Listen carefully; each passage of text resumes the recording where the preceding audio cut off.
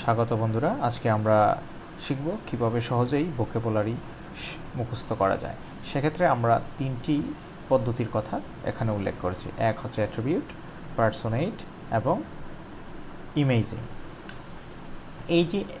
এই তিনটি টেকনিকের মাধ্যমে আমরা নিচের যে তিনটি শব্দ আছে অ্যাপল, ডিক্রয় এবং প্যারামাউন্ট, এই শব্দগুলো সহজে কীভাবে মুখস্থ করা যায় তার একটা টেকনিক শিখব। প্রথম শব্দটি হচ্ছে অ্যাপল।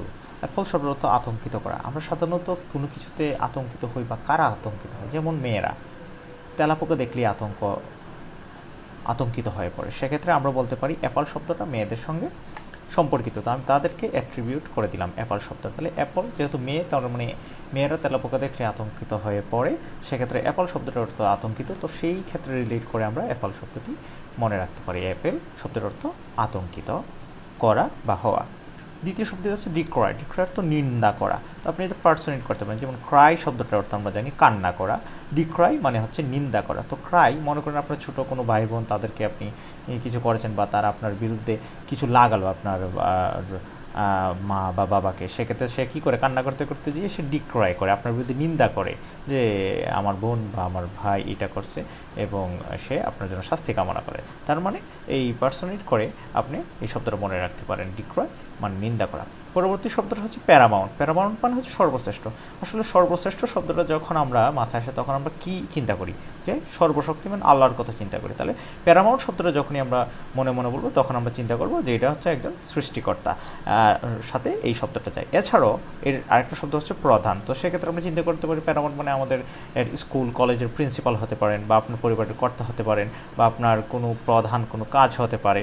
তো প্রধান যে প্রথম দিকের যে কাজগুলো আছে, সেক্ষেত্রে আমরা এটাকে চিন্তা করতে পারি এবং ইমেজিং করতে পারি। আপনার স্কুলের প্রিন্সিপালকে ছবিটা চিন্তা করে আপনি তার নামের পাশে প্যারামাউন্ট শব্দটা যোগ করে দিতে পারেন। তার মানে কি, প্যারামাউন্ট মানে প্রধান।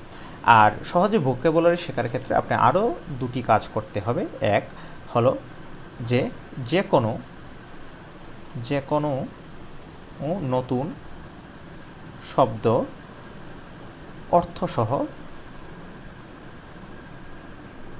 অর্থসহ জোরে জোরে উচ্চারণ করে পড়তে হবে।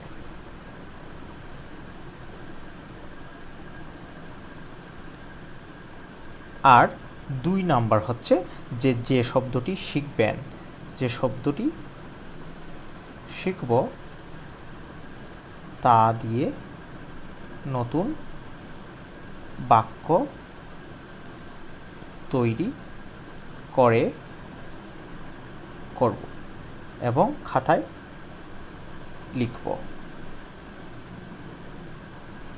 তো সুপ্রিয় বন্ধুরা, এই যে পদ্ধতিগুলো আছে এগুলো অনুসরণ করলে আশা করি সহজেই একটি শব্দ খুব সহজে আমরা শিখতে পারবো, আমার বিশ্বাস।